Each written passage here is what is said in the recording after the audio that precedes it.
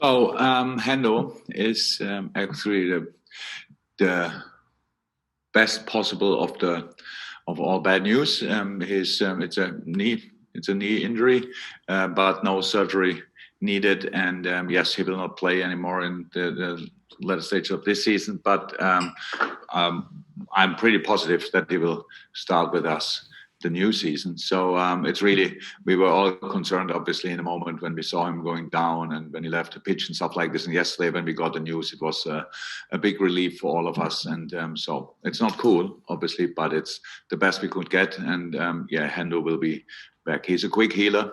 And he will be back soon.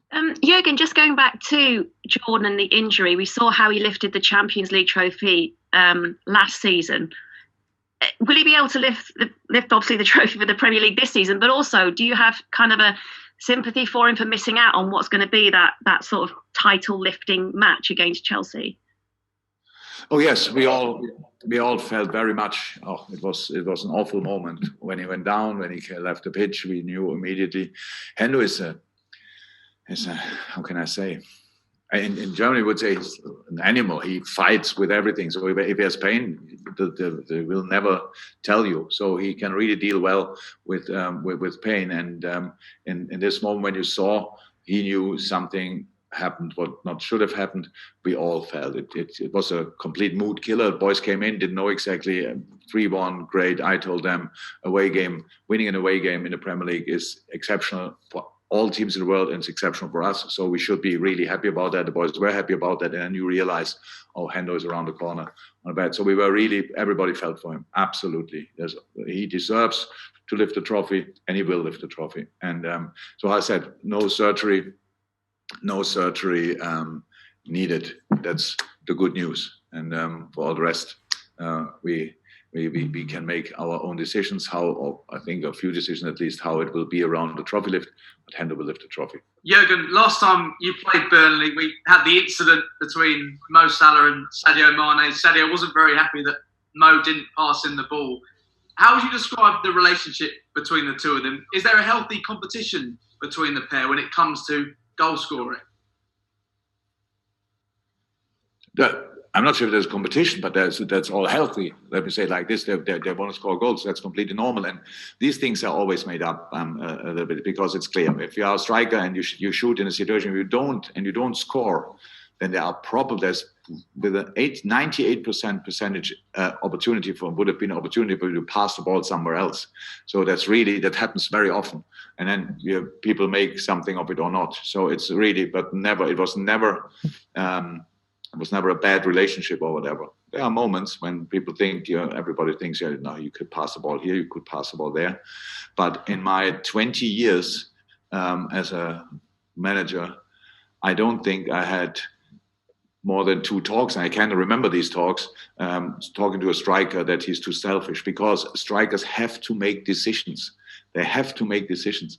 And this decision is the most important thing in a football game. I finished the situation off.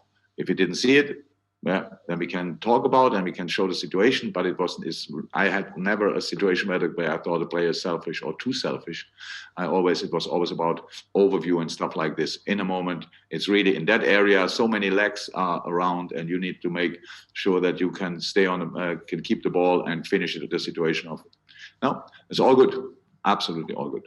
Mo Salah is 1 goal away from making it 20 league goals for a 3rd successive season. I just wonder, how much of an achievement is that sort of consistency in the Premier League? I think we spoke, didn't we say something similar about Sadio now? There you go. So it's incredible. We would not be where we are if these boys would not perform on this consistent high level. And Mo now, of course, come on. He's not the numbers. His numbers are crazy, absolutely crazy. I don't know exactly. He's involved in 100 goals since he's here, 73, 27. So just outstanding numbers, just world-class numbers, yeah.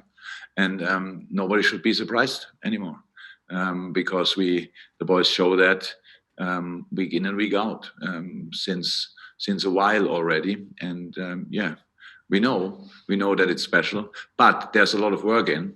And you only can score if you invest that in each game. If you are in the right positions, that you do the right thing, and that was the boys were always ready to do, and what they have to do still. And then, it will continue, and long may it continue. That would be great. Just a follow-up on that. Do you think some of the players are maybe actively trying to help him towards another golden boot? Because it looked like Firmino passed up the chance to shoot on Wednesday and for Salah to come in and score. I hope the boys were not in that mood in that moment, but when I saw the situation back, it was just because of Bobby's football intelligence. He was not in the best position. If he would have shot, it's a completely different finish. So Mo came around and was in a much better place to finish it off than just Bobby. And I don't think he left the ball because he thinks Mo should win the golden boot or whatever. It's just about because you cannot have this kind of mindset. Football is too quick that you could do that. And where's help needed? I don't know. We all help each other, but we have with Sadio another contender, if you want, with 16. I think it's not too close, but it's not impossible as well. So they all want to score goals. Bobby wants to score goals. They all shall want that, and that's exactly the mindset we need. That they want to be decisive. They really want to decide football games, and that's the mindset a striker needs.